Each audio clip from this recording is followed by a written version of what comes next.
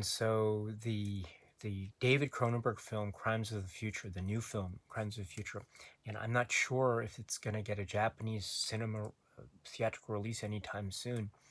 So I just heard that I think it's going to get a North American Blu-ray release later in the year. I think next month or the month after. I think it's August or something like that. Please correct me if I'm mistaken, but if I am not mistaken, then what that will probably mean is I'll try to order it from overseas, and so I could watch it on this physical media release, Crimes of the Future. So and hopefully that will coincide again. I keep saying I'll continue on with the David Cronenberg discussions, but The Brood is next up. I keep saying that, but again, I apologize because of certain circumstances involving my current move. We're moving to a new, a little bit bigger place. And it's actually coming up quite soon, in fact, and so you can't see it because it's off camera, but there are a number of boxes that are now being set, and so those boxes are very important because I say we're going to have to pack it. I should, when I say we, I mean I, because I will have to take all these laser discs and all the DVDs and Blu-rays and put them in boxes, and so it's something that'll fall on my shoulders. Of course, I don't expect any other member of my family to do that because it's not their responsibility to do that. It is quite a task, and so I don't want to overburden them with that type of task. I want to try to take care of it all on my own without burdening them, because I know that they have their own things that they have to pack and make sure that they have in order as well. So that's the reason why I haven't been able to pursue as many of the, say, Criterion Collection release video discussions, or the David Cronenberg discussions that I wanted to, or the Brian De Palma discussions that I wanted to start. But I do have,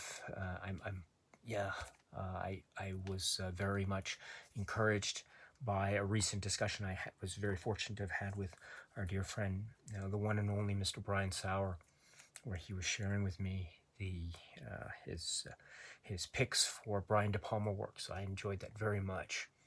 He had some really, really interesting picks. And so, as always, his insight and his discussions are just fantastic, absolutely fantastic. I had such a great time. So Brian De Palma work. So that's still very much in my heart. But it's just a matter of getting started. But again, with the moving to a new place, that is occupying a bit more of my time and attention and focus. But hopefully when I'm able to settle down a little bit, maybe prior to the move or maybe a little bit after, which is again very, very soon, in fact, then I'll try to resume a sort of regular schedule of video discussions and uploads here on this channel. But so I ask for your patience just for a few more weeks. But I will do my best during these weeks prior to the move.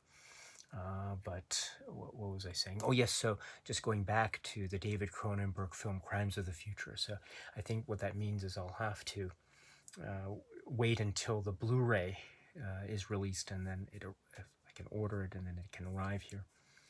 And so I can watch that. And so I've been looking forward to that very much. I think a similar thing will have to be done with the recent film from Dario Argento. So I know that he has a recent film from earlier this year, and so I'm going to have to see. I haven't been able to find any information about any way for me to watch it here in Japan, and so either wait for some kind of release information here in Japan or rely on an overseas, a Blu-ray release of it. So I'm, as some of you may know, I am a big fan of the works of Dario Argento. And in fact, one of the early projects that I was so fortunate to have been able to do on this channel, this YouTube channel, was a video discussion series on the works, the feature film works of Dario Argento, as well as some shorter works as well, but primarily focusing on the feature film works. So So yeah, so Dario Argento films, uh, they are very, very interesting indeed. And also, incidentally, too, I might have mentioned about the the recent 4K releases of the Argento works. I mentioned perhaps that I was able recently to get my hands on the Arrow 4K release of Phenomena from the mid 80s. So that is a really, that is one bonkers wild ride of a film indeed. So that's, well, yes, yes. Right. I love insects. So yes, so that's an example of something that I'm very pleased to see the 4K format being applied in the realm of these works of Argento. And so we have a number of other films that have been released. And by the way, I love those Arrow releases with the original artwork in some of the versions that you can get. So A Bird with a Crystal Plumage and Cat O' Nine Tails and Phenomena and Deep Red. And also Tenebrae is coming out soon, I think. So I've already put in my pre-order for that through Arrow. So I'm very much looking forward to that as well. But and hopefully that means other Argento works can be given similar treatment as well. Inferno would definitely be up there on a wish list, anyone's wish list, including my own, as an example. But yes, yeah. Incidentally, too, Deep Red, Profondo Rosso. This is a work that I return to regularly. That is a film that is so important to me, and I remember when I first saw the film, it was on VHS, and it was under the title Deep Red Hatchet Murders, and it was a slightly truncated, edited version of the film without the. It was the shorter version. You know, now you have these wonderful releases, DVD and Blu-ray releases, where you can get you get multiple versions of the film with an interesting way in which the audio language soundtrack is treated when you select one version or the other, which is a very interesting story in and of itself. But when I first saw the film many years ago, it was on VHS, Deep Red, The Hatchet Murders, that was the title. And it was edited down, not just for the American film release, but also due to editing out certain bits of violence as well. Some of the horror violence was edited out. And so when I saw the film in a type of slightly unedited form, in a manner of speaking, it was eye-opening, to say the least. It was very much eye-opening. It was very much like, say, watching one version. It's like saying, I mentioned Phenomena, but it's like watching Creepers and then sometime later watching Phenomena. It's like, wow, what is this? It's mind-blowingly different, that sort of thing. So incidentally, too, Tenebrae was a film that was one that was a little bit more difficult for me to watch during the VHS era.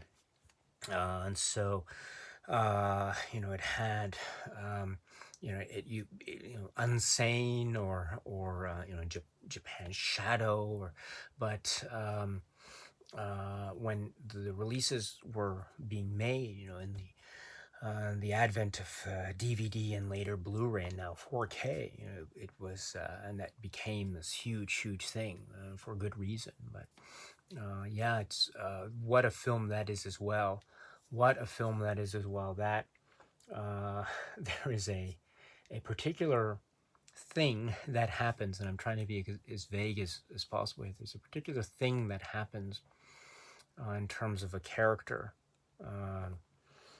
crouching down, let's say, kind of a medium shot on the character, and he crouches down, and it's one of the most effective things in any a horror film or in any an Argento film. And so you actually see it, people paying homage to it in other works as well. So I'm sorry to be as vague here as possible, but anyway, it's yeah, that's something I'm looking forward to very much. That release of Tenebrae. I also got that. I'm a fan of the Arrow original artwork cover versions of that. So I'm looking forward to getting that as soon as it becomes available. So.